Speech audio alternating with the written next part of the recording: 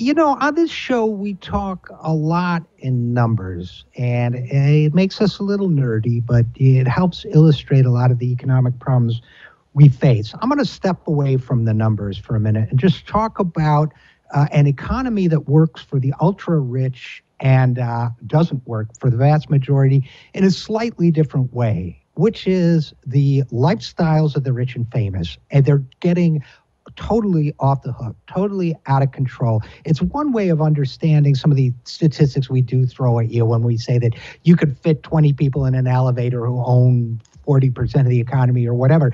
We're not going to do that. We're going to talk specifically. I wish I could broadcast video directly onto your radio as you listen to that. We don't have that technology yet, but if I could, I would show you this ad, this video commercial that was made for a home in Los Angeles that is selling for $100 million. It is described as a state-of-the-art dream home. Now, this is, in fact, the home has a name. The name of the home is Opus. OPUS, which is also the name, if I recall correctly, of the penguin in the old cartoon strip. But this home, Opus, has a trailer that is the most insane thing I've ever seen in my life. It was written about in the LAist regional magazine, and the headline, very funny article written by Julia Wick. I encourage you to go take a look at it.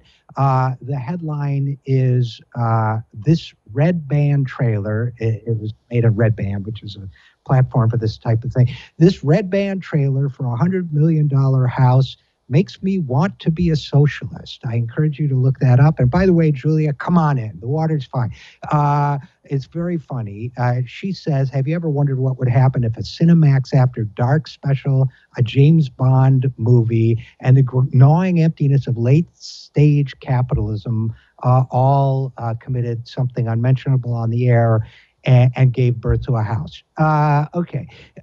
It is absolutely the most insane thing. First of all, the house itself, well, it's kind of beautiful in a modernistic way, is something that it has a big, giant golden O on the front of it. It has this big freestanding metallic O.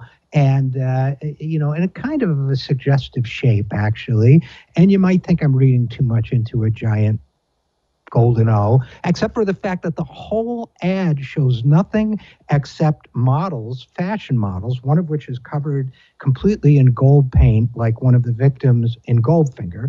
And they're all climbing on beds with each other, touching each other, caressing each other. It's a very, very weird sexual ad that, by the way, doesn't show you the house that much. I mean, I was kind of curious. What does $100 million buy you for a house? It doesn't really show you that. But what it does show you is this. It shows you that the people who built this house, who hope to get $100 million for this house, have a good sense of the psychology of who might buy this house. And by the way, it comes with Roberto Cavalli flooring, whatever that is, a 15-seat theater, 2 massive bars, one of which has a wine station that preserves and dispenses glasses with the exact amount and temperature desired, a gourmet show kitchen with an iPad-controlled coffee machine, long heat doors in suede and embossed leather, and a separate catering and event kitchen. What it does show, they think the buyer will be male, and the fact is that data shows that wealth in this country and new wealth in this country is disproportionately going to men. They think that the buyer will be driven by an enormous ego, which is in fact how the 0.01% are driven, and that the buyer is unable to separate in his own id the desire for massive property and the desire for sex. That in fact, great wealth is driven and motivated in this country by various forms of unrestrained lust. That's what this ad shows us. And by the way, the lust for money, the lust for wealth, the lust for power, it's all the same. It leads you to abuse women.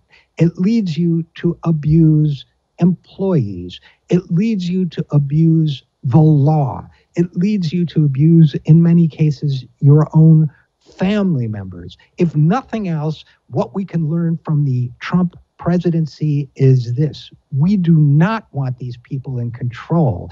This is a very, very silly trailer, which I encourage you to go find. It is also a very disturbing trend in our culture that we are giving these people so much political and economic control when we need to be taking that control back for the community that our nation represents and the justice, economic and otherwise, that we should be fighting for.